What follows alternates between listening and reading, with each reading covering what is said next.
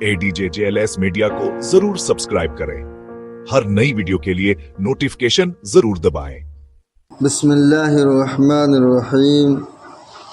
हज़रत हसन बसरी रहमतुल्लाह अलैह ने हज़रत अमीरुल मोमिनीन उमर बिन अब्दुल अज़ीज़ रहमतुल्लाह अलैह को एक ख़त लिखा, जिसमें हम्द सलात के बाद तहरीर फरमाया कि दुनिया कोच का घर है, ये रहने का घर नहीं है। हज़रत आदम आला नबी जना व अलैहिस्सलातु वस्सलाम को इसमें सज़ा के तौर पर भेजा गया था कि जन्नत में उनसे एक लग़ज़िश हो गई थी, तो बतौर जेल खाना के यहाँ भेजा गया था, इसलिए इससे डरते रहें। इसका तोशा उसको छोड़ देना है, उसका गिना उसका फ़क्र है, यानी इसमें गनी वही शख्स है जो ज़ाहिर में फ़कीर है। ये हर वक्त किसी न किसी को हलाक करती रहती है। जो इसको अज़ीज़ समझे उसको ये ज़लील करती है, जो इसको जमा करने का इरादा करे उसको ये दूसरों का मोहताज बनाती है। ये एक जहर है जिसको अनजान लोग खाते हैं, फिर वो मर जाते हैं। इसमें ऐसी तरह ज़िंदगी गुजार दें जैसा कि ज़ख्मी बीमार हर चीज़ से एहतियात करता है ताकि सेहत नसीब हो जाए, और कड़वी दवा इसलिए इस्तेमाल करता है ताकि मर्ज़ तूल न पकड़े। आप इस मक्कार दगाबाज फरेबी से एहतियात रखें जो महज धोखा देने की वजह से बनती संवरती है और धोखा से लोगों को मुसीबत में फंसाती है, और अपनी उम्मीदों के साथ लोगों के यहाँ आती है और अपने मंगनी करने वालों को आज कल पर टालती रहती है।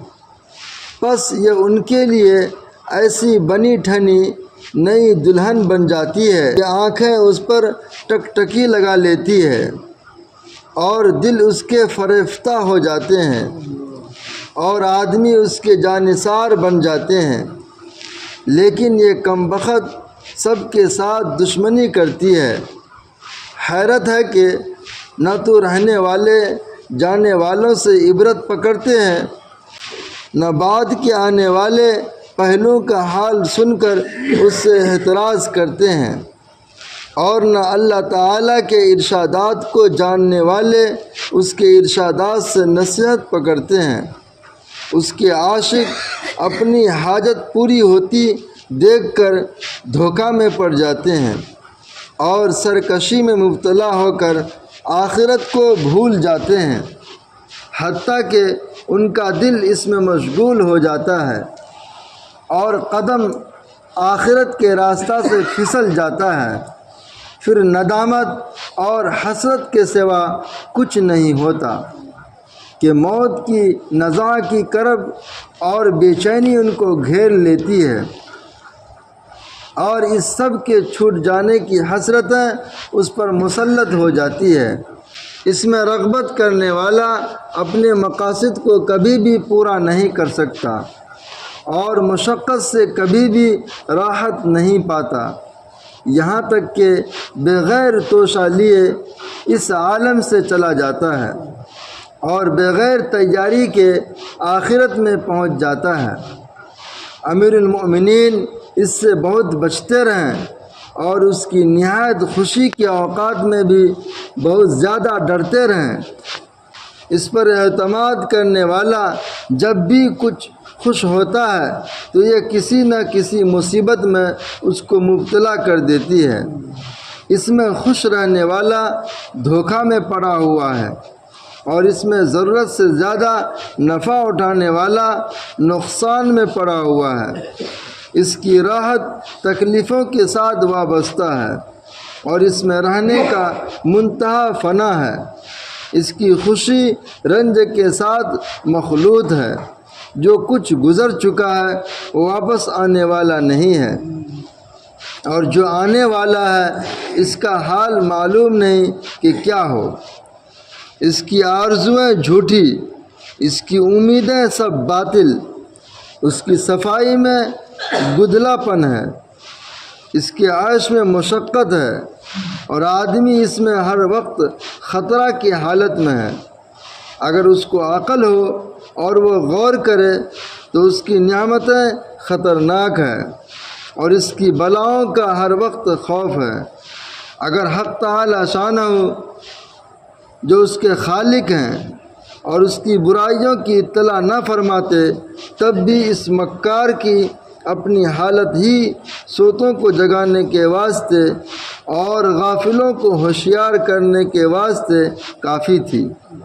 چہ جائے کہ حق تعالی شانہ نے خود اس پر تنبیہ فرمائی اور اس کے بارے میں نصیحتیں فرمائی کہ اللہ جل شانہ کے یہاں اس کی کوئی قدر نہیں، اور اس کو پیدا فرما کر کبھی بھی اس کی طرف نظر التفات نہیں فرمائی۔ یہ اپنے سارے خزانوں کے ساتھ حضور اقدس صلی اللہ علیہ وسلم کی خدمت میں حاضر ہوئی۔ حضور صلی اللہ علیہ وسلم نے اس کو قبول نہیں فرمائی، منہ نہیں لگایا، اس لیے کہ حضور اقدس صلی اللہ علیہ وسلم نے حق تعالی شانہ کی منشا کے خلاف کو پسند نہیں کیا، اور جس چیز سے اس کے خالق نے بغض رکھا اس سے آپ نے محبت نہیں کی، اور جس چیز کی طرف اللہ نے قیمت گرا دی آپ صلی اللہ علیہ وسلم نے اس کو پسند کر کے اس کا درجہ بلند نہیں کیا۔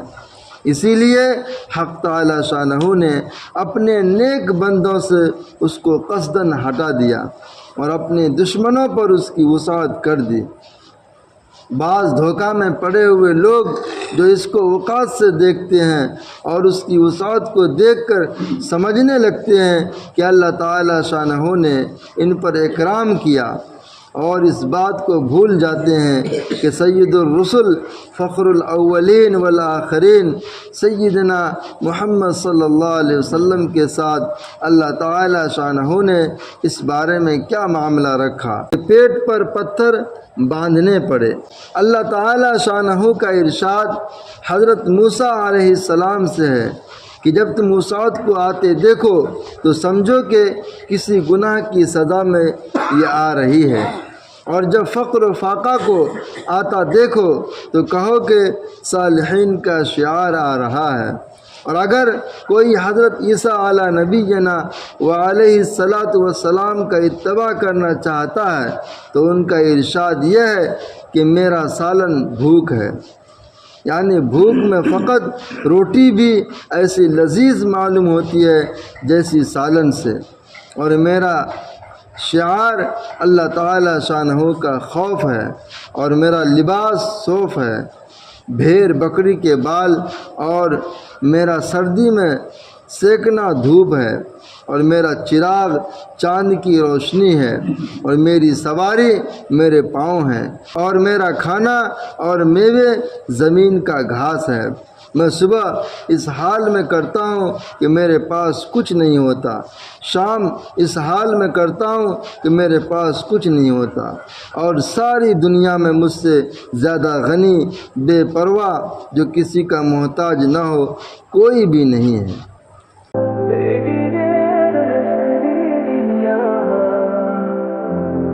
جہاں دل کو سکون ملتا ہے، علم، نعت اور نصیحت کے ذریعے ساتھ ہے ارشد زوال سبلے۔